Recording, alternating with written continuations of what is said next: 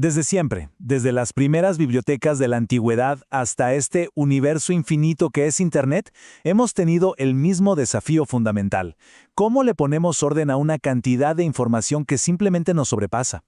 Y a ver, esta pregunta no es para nada nueva. De hecho, hace casi un siglo, un bibliotecario llamado Henry Bliss ya se daba cuenta de esto. Él hablaba de una tensión, una especie de lucha, entre los sistemas súper lógicos y científicos por un lado, y por el otro la forma en que la gente de verdad, en la práctica, usa la información, que a veces es, bastante caótica. Ok, entonces, para empezar a desenredar esto, tenemos que ir al corazón del problema. Entender la naturaleza misma del desorden y el reto que implica ordenar. Para esta tarea usamos unas herramientas que se llaman Sistemas de Organización del Conocimiento, o SOC para abreviar. Son como los motores invisibles que hacen funcionar las bibliotecas, los museos y prácticamente cualquier base de datos que se nos ocurra. Pero aquí es donde la cosa se pone interesante.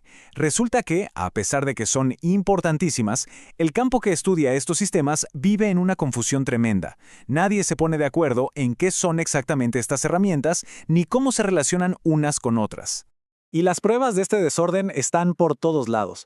Es que, imagínense, los expertos usan nombres distintos para la misma cosa. Las definiciones que dan son básicamente listas de ejemplos y ni siquiera hay consenso sobre qué cosas entran en la categoría y qué cosas no. Es como si los que hacen mapas no se pusieran de acuerdo sobre qué es un mapa, qué es un globo terráqueo o qué es un atlas. Un caos. Bueno, para entender cómo llegamos a este enredo tenemos que viajar un poquito en el tiempo y ver cómo la llegada de una herramienta muy moderna, las ontologías, terminó de revolverlo todo. Miren, antes de los años 90, la palabra ontología era cosa de filósofos, ¿no? Pero de repente, ¡pum!, en 1992, el concepto explota en el mundo de la computación y la documentación. En poquísimos años pasó de ser una idea abstracta a una herramienta súper práctica y para el año 2000 la cantidad de investigaciones sobre el tema se había multiplicado por 5. Claro, esto añadió todavía más complejidad al panorama. Y con esto llegamos al meollo del asunto, a la clave. Porque la solución a toda esta confusión, fíjense, no está en mirar las herramientas en sí, sino en entender las ideas que están por debajo. Las ideas sobre el significado y, sobre todo, sobre la confianza. El primer concepto que tenemos que entender es algo llamado autoridad cognitiva. Suena complicado, pero es súper simple. Es la confianza. Piénsenlo, la mayor parte de lo que sabemos no lo aprendimos directamente. Confiamos en otros, en expertos, en instituciones, en sistemas, para que nos organicen y nos expliquen el mundo. Cada vez que usamos un sistema de clasificación, estamos cediendo esa confianza, esa autoridad. Y aquí está la pieza final de rompecabezas, la verdadera llave maestra, el triángulo semiótico. Este modelo, que es una genialidad, nos muestra que el significado no es una línea recta entre una palabra y una cosa. No, es una relación de 3 partes. Está el símbolo, que es la palabra, el pensamiento, que es el concepto a nuestra mente, y el referente, que es el objeto real, allá afuera en el mundo. Perfecto. Ahora sí, con estas dos ideas en la mano, la autoridad cognitiva y el triángulo del significado, por fin podemos empezar a dibujar un mapa que tenga sentido. Un mapa claro y unificado para todos estos sistemas. Aquí va la idea central, el gran descubrimiento.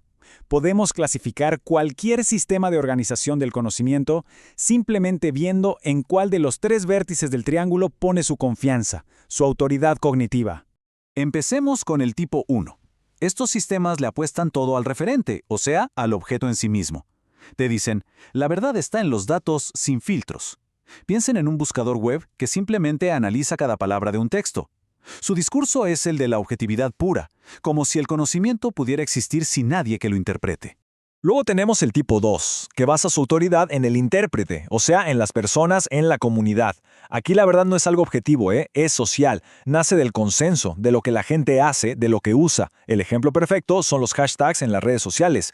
Lo importante no es una verdad absoluta, sino lo que la comunidad decide que es relevante en ese momento. Y finalmente, el tipo 3.